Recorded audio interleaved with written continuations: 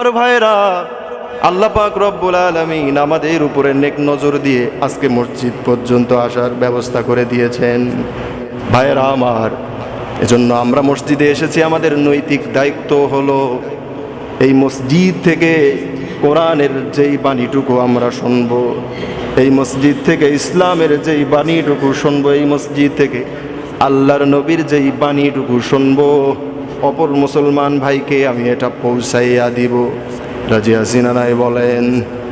এটা হলো আমাদের নৈতিক দায়িত্ব। তা না হলে কিয়ামতের ময়দানে আমার একজন পাশের সাথী, আমার একজন পাশের ভাই আল্লাহর কাছে বিচার দিবে, ও রব্বুল আলামিন, আল্লাহ দুনিয়ার দিকে পূর্ণভাবে ঝুঁকেছিলাম, ও আল্লাহ আমার অমুক ভাই, আমার অমুক সাথী, আমার অমুক বন্ধু তোমার পথে গিয়েছিল, ও আল্লাহ একটি বারের জন্যেও সে আমাকে দাওয়াত দেয় নাই। রব্বুল আলামিন একটি বারের জন্য সে আমাকে বলে নাই আল্লাহর ঘর মসজিদ পর্যন্ত তুমি আসো নামাজ আদায়ের জন্য। তখন আল্লাহ তোমাদেরকে পাকড়াও করবেন। এজন্য আমরা কিয়ামতের ময়দানে পাকড়াও হতে চাই না, আমরা দায়মুক্ত হতে চাই। আল্লাহ রব্বুল আলামিন এই দায়মুক্ত হবার জন্য নির্ধারিত বিধান দিয়ে দিয়েছেন, নবীর মাধ্যমে চালিয়ে দিয়েছেন।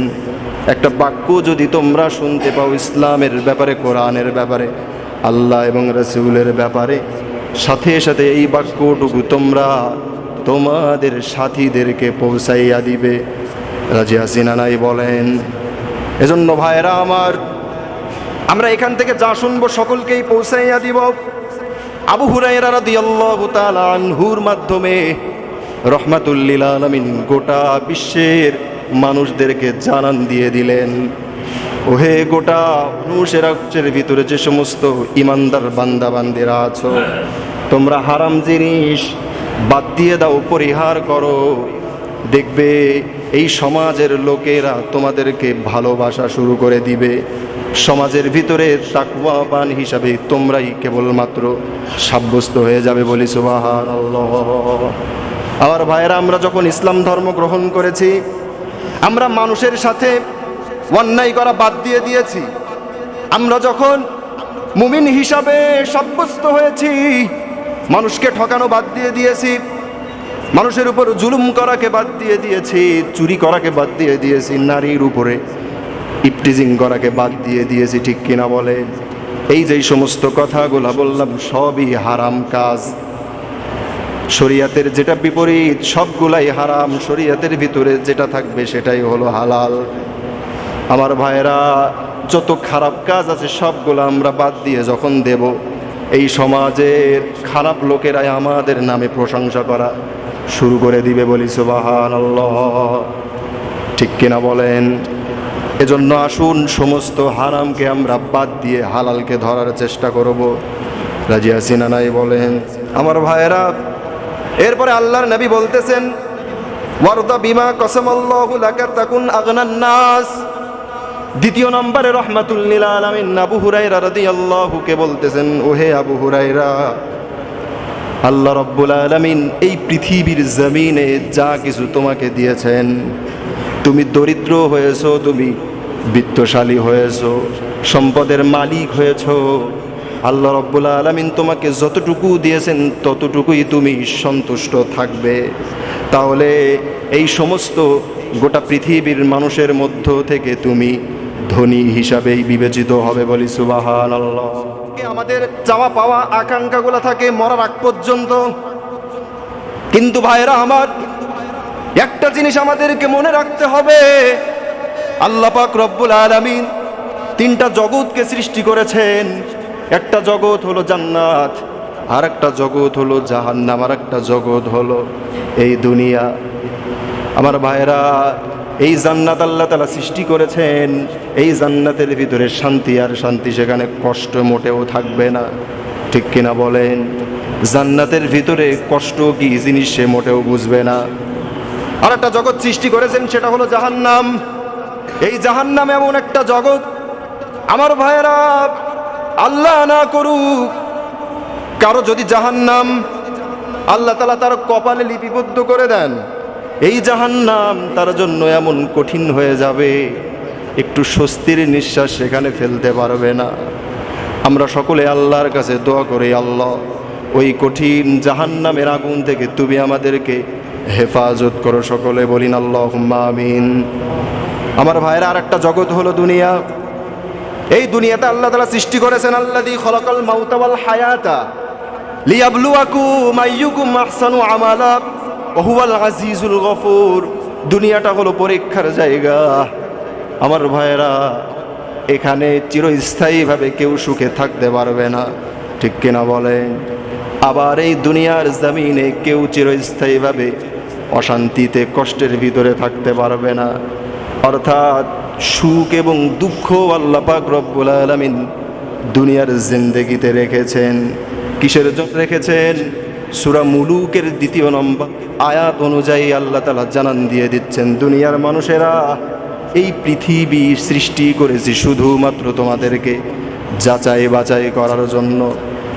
এখানে শুধুমাত্র তোমাদেরকে যাচাই বাছাই করা হবে, এখান থেকে তোমাদেরকে বাছাই করা হবে। এখান থেকে যাচাই বাছাই করে আমি আল্লাহ রব্বুল আলামিন ওই যে 2টা জগৎ রেখেছি, ওই 2টা জগৎ হলো স্থায়ী জগৎ। ওই জগতের শুরু হবে আর শেষও হবে না, ঠিক কিনা বলেন? দুনিয়ার শুরু আছে, শেষও আছে, আছে না নাই? জান্নাতের শুরু আছে, শেষ নাই। জাহান্নামের শুরু আছে, শেষ নাই।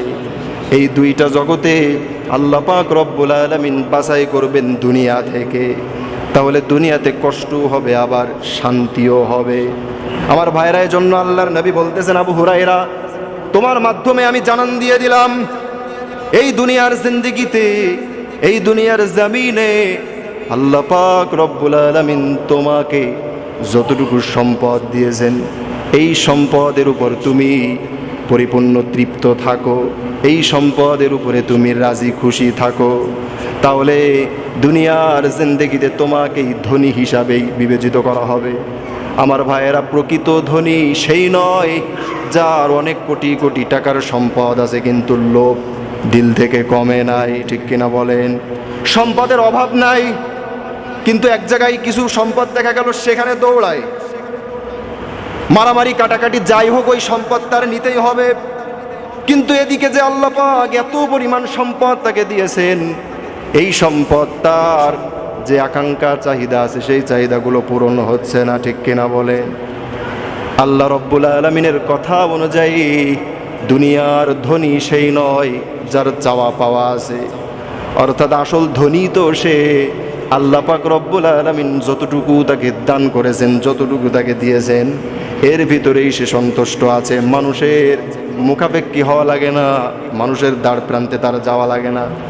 কেননা সে বিশ্বাস করে এই পৃথিবী আমার নয়, এই পৃথিবী চিরদিনের জন্য নয়। সেজন্য আল্লাহ পাক রব্বুল আলামিন তাকে যতটুকু দিয়েছেন ততটুকুই সন্তুষ্ট থাকে। আমার ভাইয়েরা, আসুন তাহলে রব্বুল আলামিন আমাকে আপনাকে যতটুকু সম্পদ দিয়েছেন ততটুকুর উপরে আমরা সন্তুষ্টি থাকব। রাজি আছি না নাই বলেন? কিন্তু তাই বলে বসে থাকলে হবে না, কাজ করতে হবে।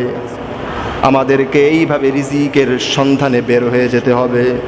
ফাইদা কুদিয়াতিস সালাতু ফান্তাশিরু ফিল আরদি ওয়াবতাগু মিন ফাদলিল্লাহি ওয়াযকুরুল্লাহা কাসীরান লাআল্লাকুম তুফলিহুন। আল্লাহ পাক রব্বুল আলামিন সূরা জুমার ভিতরে তিনি সুন্দরভাবে জানিয়ে দিয়ে বলতেছেন, ওহে আমার বান্দা বান্দিরা, ফজরের নামাজটা যখন হয়ে যাবে, এই ফজরের নামাজের পরে তোমরা জমিনের ভিতরে ছড়িয়ে যাবে। যে কৃষক আছো, জমিনের ভিতরে তোমার কাজগুলো শুরু করে দিবে ফসল উৎপন্ন করার জন্য। যে শ্রমিক আছো, তোমার কাজটা শুরু করে দিবে। আদালতে, ব্যাংকে যা চাকরি আছে, চাকরির ভিতরে তোমরা লেবে যাবে। যারা এইভাবে যানবাহনগুলা তোমরা চালিয়ে থাকো, তারা তোমাদের সেই কাজের ভিতরে ব্যস্ত হয়ে পড়বে। অলস ব্যক্তিদেরকে আল্লাহ পাক রব্বুল আলামিন কখনোই পছন্দ করেন না। কিন্তু যদি বান্দা শুধুমাত্র কেবলমাত্র আল্লাহর উপরেই ইখলাসের সাথে যদি আল্লাহ তাআলার উপরে বিশ্বাস রাখে, আল্লাহ আমাকে দেখবেন, আল্লাহ আমাকে খাওয়াবেন, তাহলে পৃথিবীর ভিতরে কোনো মানুষের দ্বার প্রান্তে তার যাওয়া লাগবে না। আল্লাহ পাক রব্বুল আলামিন কুদরতিভাবে আসমান থেকে খাবারের ব্যবস্থা তার জন্য দুনিয়াতে করে দিবেন সুবহানাল্লাহ।